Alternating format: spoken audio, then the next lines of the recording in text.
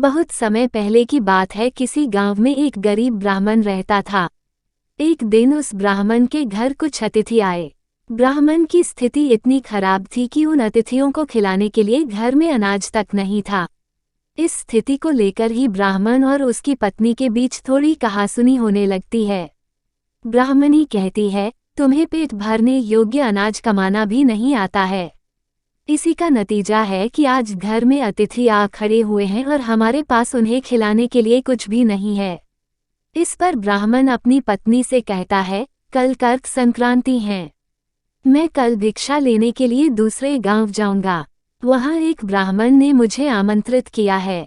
वह सूर्य देव की तृप्ति के लिए कुछ दान देना चाहता है। तब तक जो कुछ भी घर में है उसे आदर सत्कार के साथ अतिथियों के सामने रखो। ब्राह्मण की यह बात सुनकर ब्राह्मणी कहती है, तेरी पत्नी होकर मैंने कभी सुख नहीं भोगा है। न कभी खाने को मेवा मिष्ठान मिला, न ही धन के वस्त्र और आभूषण। आज तू कह रहा है कि जो भी घर में पड़ा हो वो अतिथियों के समक्ष रख दो। जब कुछ है ही नहीं तो मैं उनके सामने क्या रख दूं? पड़े हैं तो बस एक मुट्ठी तिल, तो क्या अतिथियों के सामने सूखे तिल रखना अच्छा लगेगा? पत्नी की यह बात सुनकर ब्राह्मण कहता है, ब्राह्मणी तुम्हें ऐसा बिल्कुल भी नहीं कहना चाहिए। कारण यह है कि इच्छा के अनुसार किसी भी मनुष्य को धन की प्राप्ति नहीं होती है। जरूरी है तो पेट भरना, और पेट भरने योग्य अनाज तो मैं ले ही आता हूँ। अधिक धन की चाहत अच्छी नहीं, ऐसी इच्छा का तुम्हें त्याग कर देना चाहिए। अधिक धन की इच्छा के चक्कर में मनुष्य के माथे पर शिखा बन जाती है। माथे पर शिखा वाली बात सुन ब्राह्मणी बड़े ही आश्चर्य से ब्राह्मण से पूछती है, अधिक धन की इच्छा में माथे पर शिखा हो जाती है? मैं कुछ समझी नहीं, जो भी कहना है खुलकर कहिए। ब्राह्मणी के इस सवाल का जवाब देने के लिए ब्राह्मण अपनी पत्नी को शिकारी और गीदड़ की एक कहानी सुनाता है। ब्राह्मण कथा की शुरुआत करता है। एक दिन एक शिकारी जंगल में शिकार की खोज कर रहा था। जंगल में कुछ दूर आगे बढ़ने के बाद शिकारी को एक काले रंग का पहाड़ जैसा विशाल सुअर दिखाई देता है। सुअर को देखते ही शिकारी अपना धनुष उठा लेता है और कमान खींचते हुए सुअर पर निशाना लगा देता है। कमान से निकला हुआ तीर तीव्र गति से सुअर को घायल कर देता है।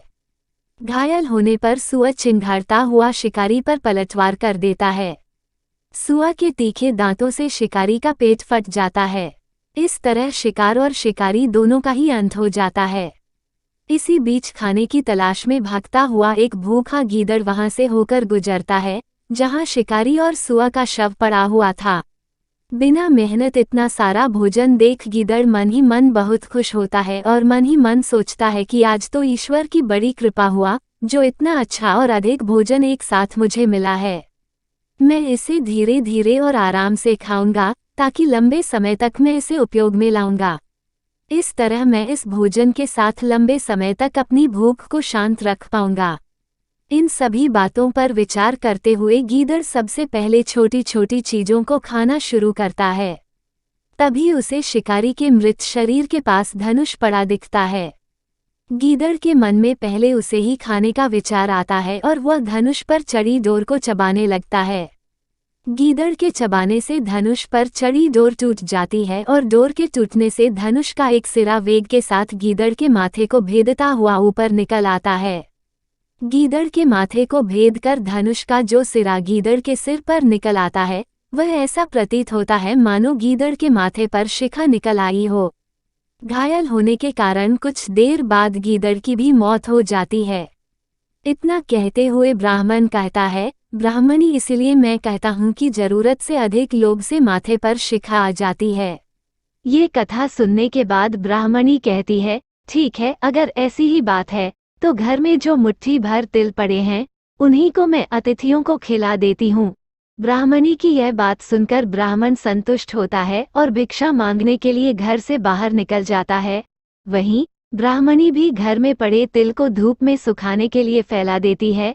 तभी कहीं से एक कुत्ता आ जाता है और उन साफ तिलों पर पेशाब कर देता है, जिससे सभी तिल खराब हो जाते हैं।